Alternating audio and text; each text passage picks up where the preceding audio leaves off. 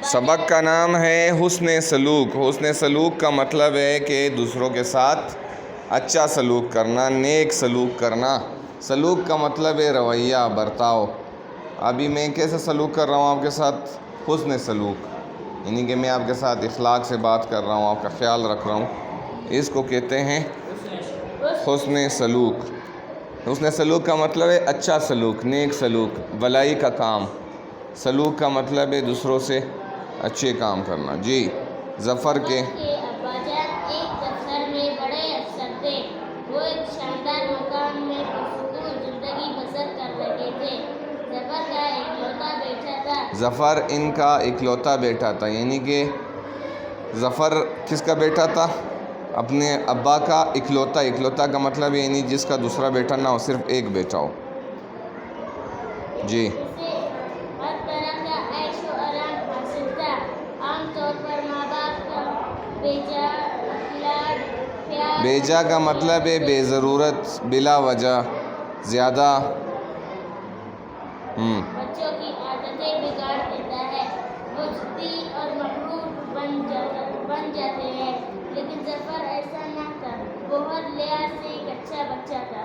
اس کی وجہ یہ تھی کہ اس کے ماں باپ بہت نیک دل اور مہربان تھے اور اپنے بیٹے کی تعلیم و تربیت پر خصوصی توجہ دیتے تھے۔ ظفر کے گھر کے قریب ایک کچی آبادی تھی۔ وہ اس کچی آبادی کے پاس سے گزر کر اسکول جاتا تھا۔ کچی آبادی کے بچوں کے پاس نہ کھلونے ہوتے اور نہ صاف ستھرے کپڑے۔ ویسے تو ظفر کو اس بستی کے سب ہی بچوں کے ساتھ ہمدردی تھی، مگر عابد کی حالت نے اسے بے چین کر رکھا تھا۔ اس کی خاص وجہ یہ تھی کہ غریب ہونے کے ساتھ ساتھ وہ نابینا بھی تھا۔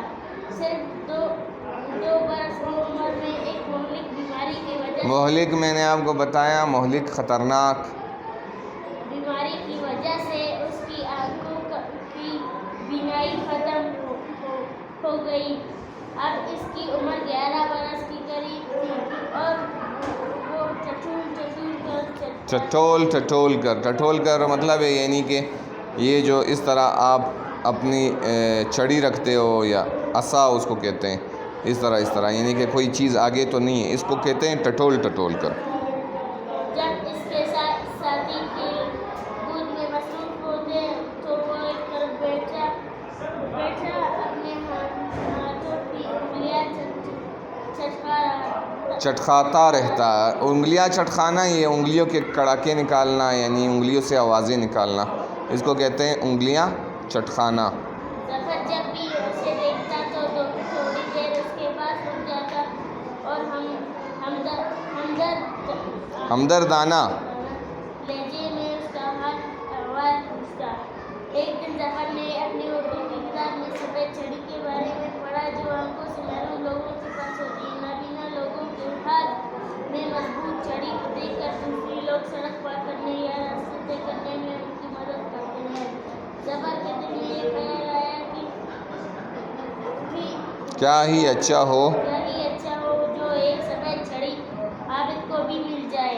وہ اس بات پر کئی دن تک غور کرتا رہا، پھر اس نے یہ عزم کیا کہ وہ عزم کا مطلب ہے ارادہ کیا، کہ وہ اپنے جیب خرچ میں سے پیسے بچا کر عابد کے لیے ایک سفید چھڑی ضرور خریدے گا۔